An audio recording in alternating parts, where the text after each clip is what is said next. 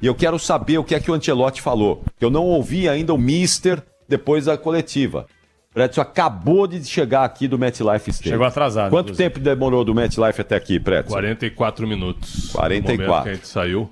É porque tem trânsito hoje, é sexta-feira aqui, né? Mas nesse meu primeiro destaque eu quero falar da minha consternação, porque lá do corredor eu ouvi o capelão dizer, o Prédio não vem. Então, vocês fizeram uma fileira de 3 pessoas, por isso que eu demorei para me acomodar aqui e ficar aqui. Eu quero dizer que quanto menos tu espera, aí que eu chego. É verdade, que o senhor tomou 2 multas para chegar aqui no horário certo? Não, aliás, eu quero elogiar o Marcelo Cruz pela eficácia dele. Uma velocidade absolutamente normal, mas com grande desempenho automobilístico. Eu cheguei e falei assim, nossa senhora, o Prédio não veio hoje. Aí o Quesada, uhul! Você ouviu, né? Você ouviu. Isso é praxe desde a época que a gente fazia só os dois. Ah, meu Deus. Ó, deixa eu explicar uma coisa importante aqui. Então, eu já estou abrindo o chat aqui do nosso YouTube, youtube.com/Rádio Bandeirantes Oficial, e muita gente que nos acompanha pelo YouTube no exterior. Então, tem gente perguntando aqui por que é que não tem a transmissão no YouTube com a bola rolando durante os jogos. Essa é uma imposição, gente. Não é? A gente não pode transmitir som e imagem da Bandeirantes com a bola rolando nos jogos da Copa do Mundo. Não é? É uma imposição, infelizmente não é possível, mas quando para a bola, a gente volta com imagem, com áudio e vídeo para o YouTube, como estamos agora, com a nossa live no YouTube, youtube.com/Rádio Bandeirantes Oficial. Não pode. O YouTube é completamente bloqueado para fora do território nacional. Né? Fora do Brasil, o YouTube é completamente bloqueado, exatamente porque é uma imposição legal. Né? É uma frescura, sabe por quê? É uma imposição legal, porque eu vou usar um termo chucro aqui, tá? Não entendam mal o que eu vou falar.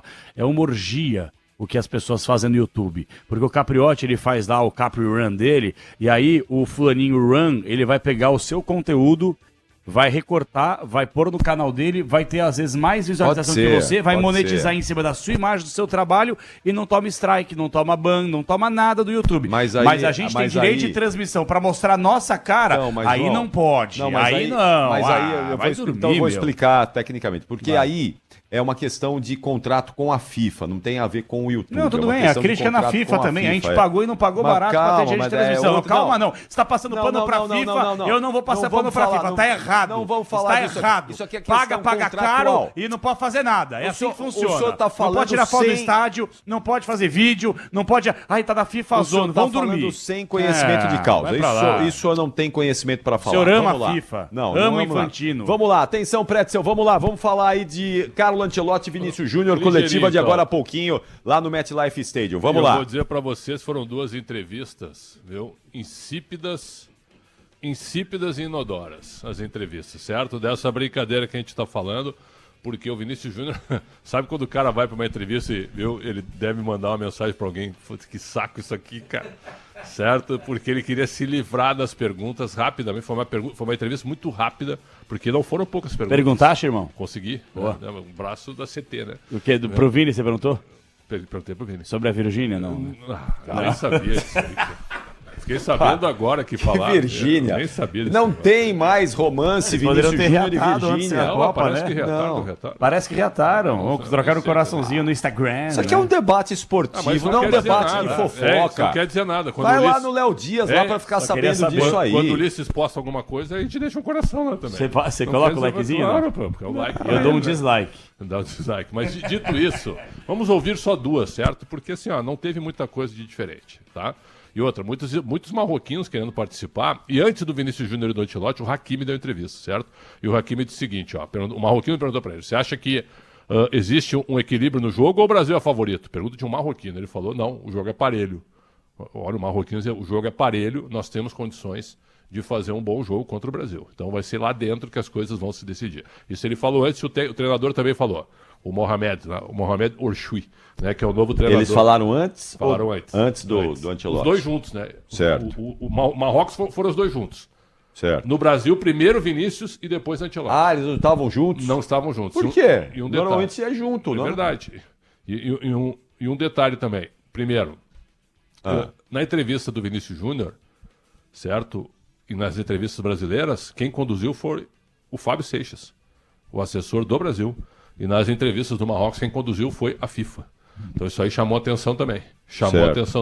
Então vamos ouvir o Vinícius Júnior da pergunta que eu fiz para ele. Ele como o melhor do mundo, e todo mundo imagina que ele joga como tal, se ele é candidato a craque da Copa. Ele é candidato a craque da Copa? Resposta do Vinícius Júnior.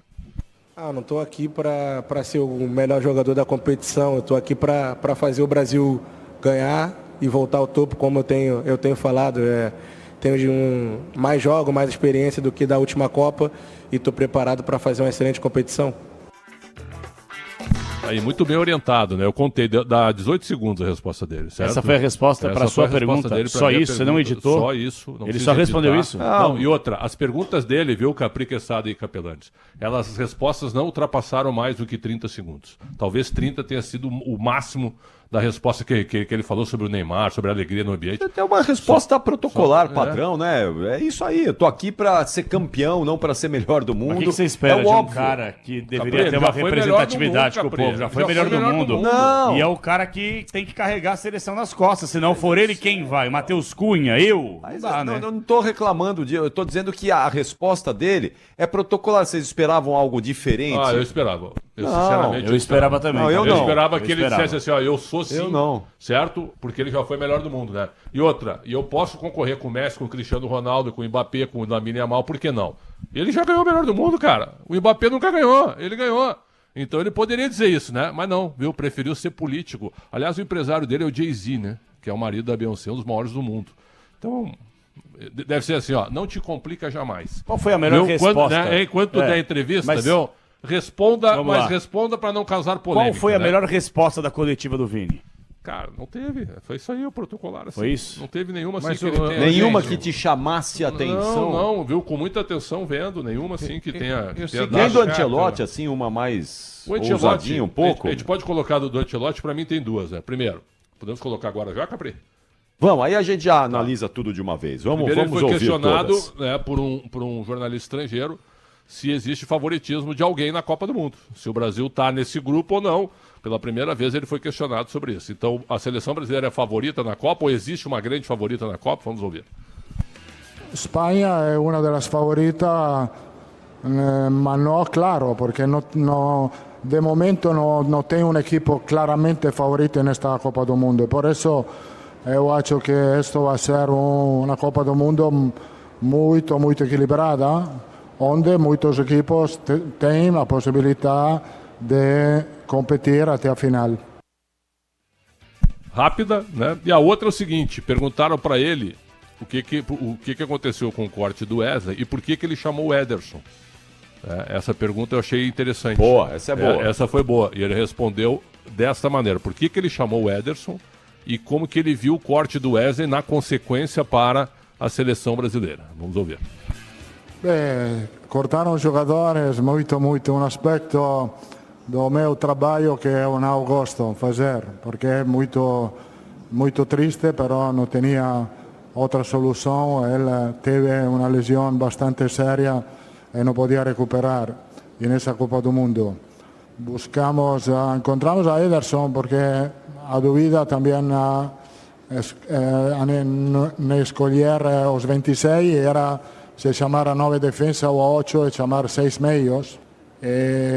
Escolhemos 9 defesa, mas neste tempo eu acho que a posição de Danilo e Ibáñez nos dá confiança e nesta posição preferimos adiantar um meio mais que é Ederson, que fez a última parte da temporada muito bem.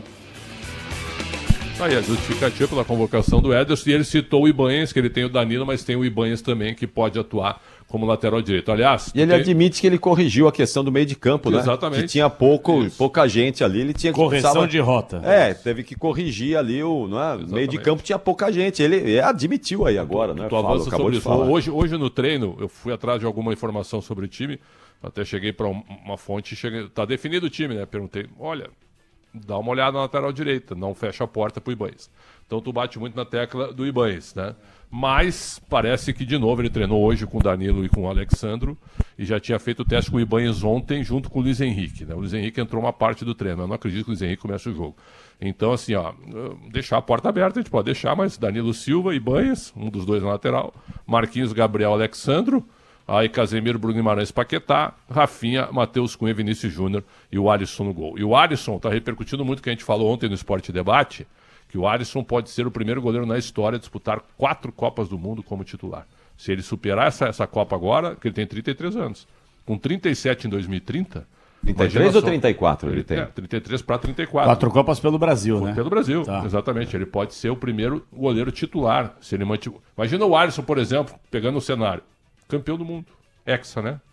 Ele é forte candidato a ser mantido. A ser Eu acho, que mantido por mais 4 independente, anos. eu acho que independentemente Pois é. do nível de atuação, pela permanência do Ancelotti para o próximo ciclo e, obviamente, a permanência do Tafarel, acho bem difícil que o Tafarel busque outro goleiro se o Alisson estiver em condições. Bem difícil. E aí, Porta tá escancarada por Alisson jogar mais uma Copa como titular com o Sim, Tafarel lá. e Claro, Claro, o cenário é para isso. Claro e que é. entrar para a história como 4 Gostem Copas como ou não, titular. o cenário é pra isso. Isso nunca Sim. aconteceu. O Leão esteve em 4 Copas, mas teve 2 como titular. Isso aí. Tafarel Isso. foi titular de 3, De né? 3. Eu queria falar rapidamente sobre a escalação de amanhã. Ele vai na bola de segurança. O Ancelotti é um dos caras mais inteligentes do futebol. Se der ruim, né, como se diz na gíria futebolística amanhã, ele vai querer dividir isso com os caras experientes de Copa do Mundo, entendeu? Porque se for essa escalação que a gente está imaginando aí, Alisson, Danilo, Marquinhos, Gabriel Magalhães e Alexandro, Bruno Guimarães, Casemiro, Paquetá, Rafinha, Matheus Cunha e Vini Júnior, estamos falando de 9 jogadores remanescentes do grupo que disputou a Copa do Mundo do Catar. Né? Então, eu acho que o E 8 Ancelotti... que jogaram a primeira partida 8 contra titulares. a Sérvia no Catar. Exato. Então tu tira Thiago Silva, põe Gabriel Magalhães. Perfeito? Perfeito. Tira o Neymar, põe o Paquetá. Tira o Richarlison, põe o Matheus Cunha. Perfeito. Então, isso é muito, né? É o time do Tite, Capriotti. João Paulo e Pretzel e ouvintes da Bandeirantes. 3 anos e meio mais velho. Né? Então, se a gente já criticava esse elenco na Copa de 22, 3 anos e meio depois, não é? A propósito, quem que melhorou de 2022 para cá? O Alisson piorou. Danilo e Alexandro pioraram. O Marquinhos mantém o nível, bicampeão da Champions, considerado um dos melhores jogadores da Mas posição. na seleção não joga nada. Não, eu tô falando de Sim, clube, né? sim. Casimiro caiu muito de produção, tá vindo se esconder aqui nos Estados Unidos depois da Copa do Mundo. Bruno Guimarães se machucou, mas enquanto estava jogando no Newcastle, manteve lá um certo nível. Paquetá bateu Piorou. no West Ham, veio para cá e foi criticado no Flamengo. E aí, vamos lá, Rafinha arrebenta no Barcelona, no Brasil não faz nada, o Vini foi eleito o melhor do mundo, e o Matheus Cunha fez algumas atuações consideradas boas lá pelos torcedores da equipe do Manchester. Ou seja, é uma seleção que piorou em relação a 22. João Paulo Capelanes me alerta que está chovendo nesse momento Choveu aqui em bastante Nova no Jersey. caminho. Choveu bastante Choveu? no caminho pela primeira vez, mas agora Ainda já... bem, né? Muito viu? calor. Mas Dá já uma vai abafar refrescada. de novo. Parou a chuva e vai abafar de novo. Vai. Ó, tem uns alertas aí de temperaturas extremas. Hoje quando estava 30, vocês estavam lá em Nova York, 32 graus, com sensação térmica de 38. Demais. Nem chegou o verão ainda. Eu tava né? sentindo 40, porque esse negócio de sensação, cada um sente o que quer, né? Pra mim tava fica de à vontade, 40 pra cima. Fica à vontade. É. Mas é isso. Quem é o árbitro do jogo do Brasil amanhã? É o Sérvio. O Sérvio. Não, o Né? esloveno. Esloveno. Slavko Vincic. Isso mesmo. 46 anos. Experiente, hein? Ele nunca expulsou um jogador direto na carreira. Aqui, ó. Vocês acreditam, ô Capelani? Não. Ele já expulsou vários jogadores por segundo amarelos. Direto nunca. Direto ele nunca? Na temporada. Se ele tivesse apitado Ele não- o jogo de estreia do México, será que ele teria colocado pois ali na rua? Pois é. Então é o seguinte, ó, ele deu 126 amarelos na temporada passada. 126. Teve algumas expulsões pelo segundo amarelo. Nenhuma expulsão direta por cartão vermelho. Slavko Vincic, árbitro esloveno de 46 Eu anos. acho que erraram na escalação do árbitro. Deveria ser o Wilton Pereira Sampaio para apitar Brasil e Marrocos. na Eu estreia voto da no Copa do Pierluigi Mundo. Colina. Ah, Colina tinha que ele sair com da Colina. aposentadoria para apitar esse jogo do Brasil contra o Marrocos. Pierluigi Colina, o maior árbitro de todos os tempos. E o suíço também vai comandar. O quarto árbitro é um suíço, Sandro Schreiber.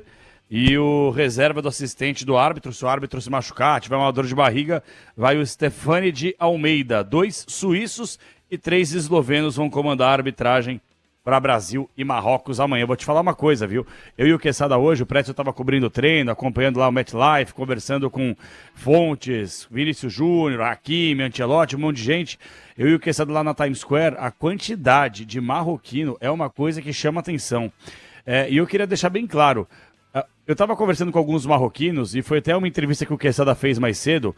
Pelo que os marroquinos falaram, eles vieram com a cara e com a coragem, com o dinheiro deles.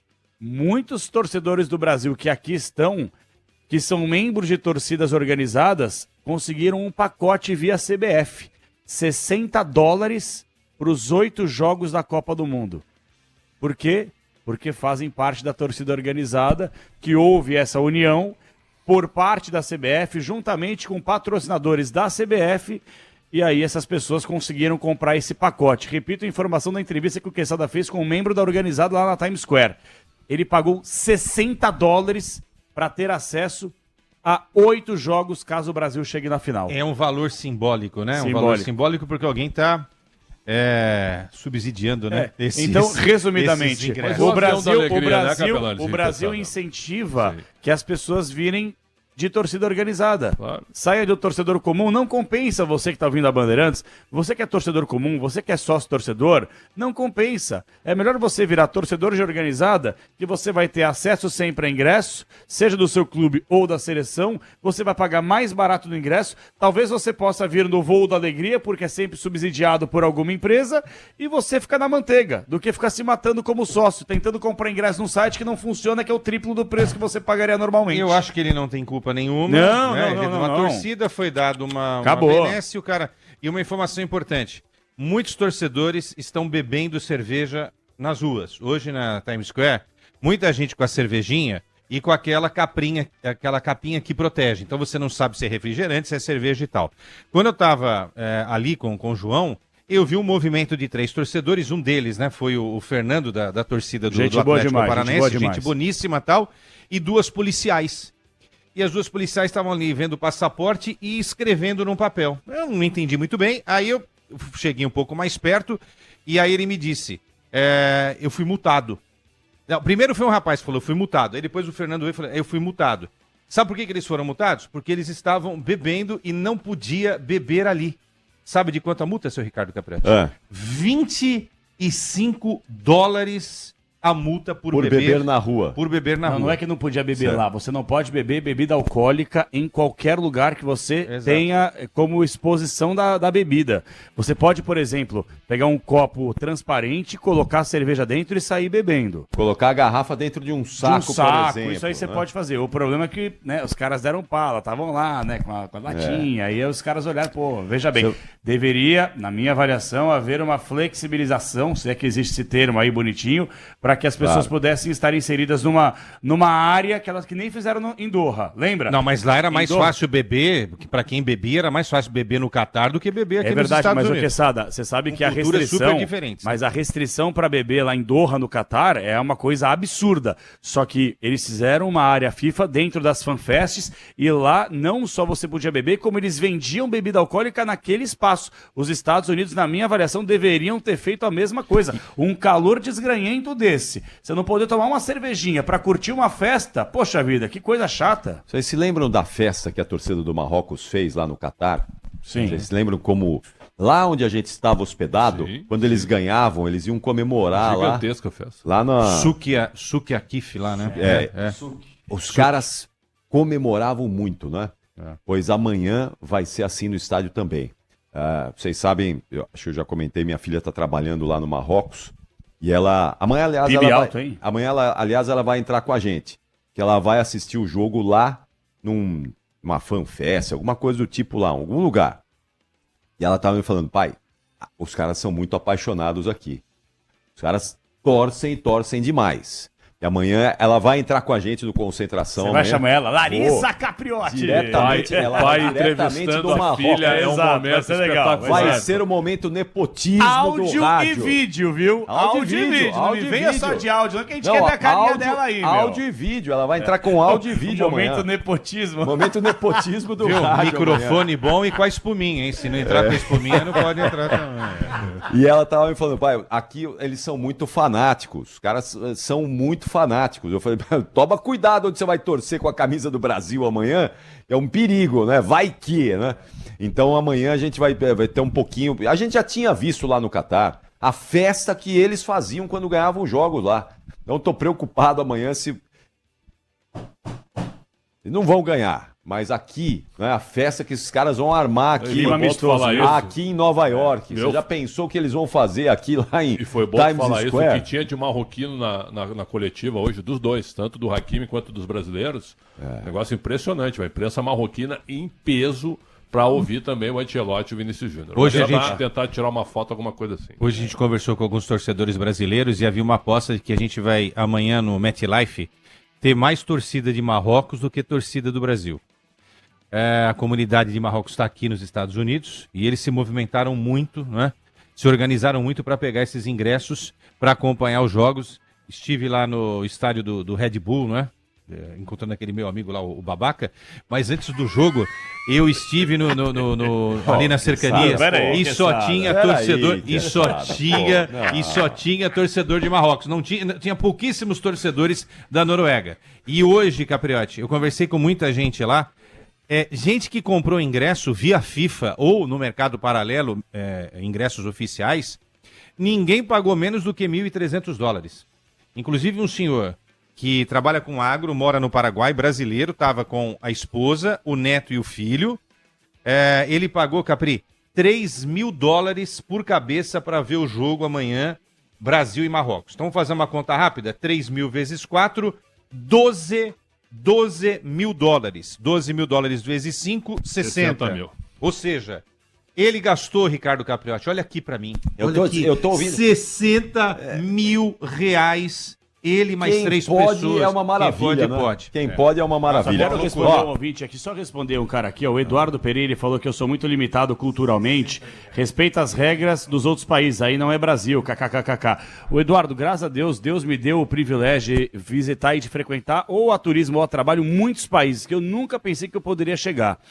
E eu entendo o seguinte, quando você principalmente recebe um evento desse tamanho, dessa magnitude, você tem que ter o mínimo de flexibilidade. Eu não estou falando aqui que os Estados Unidos precisam fazer tudo o oposto. Eu só estou falando que se em Doha, no Catar, que a restrição é ainda mais forte por uma questão religiosa, e eles ainda assim, pelo menos nas fanfests, tiveram a noção, o consentimento, a sensibilidade que eles estão recebendo o mundo inteiro e não é o mundo que tem que se adaptar a eles. Eles também precisam se adaptar um pouco. Foi assim na Rússia, que é super fechada. Foi assim em Doha, que é super fechada. Deveria ser assim nos Estados Unidos também. Então, eles não fizeram absolutamente nada para que eles pudessem flexibilizar um pouco o interesse do público. Porque nós não estamos aqui de favor. O turista não está aqui de favor. O turista está aqui gastando dinheiro e fazendo a economia dos caras girar. Sim. Que por sinal não está das melhores. Então, não tem nada de limitação cultural. Eu acho só que os Estados Unidos acham que são os donos do mundo. E para mim, não é assim que a banda toca e tá tudo certo.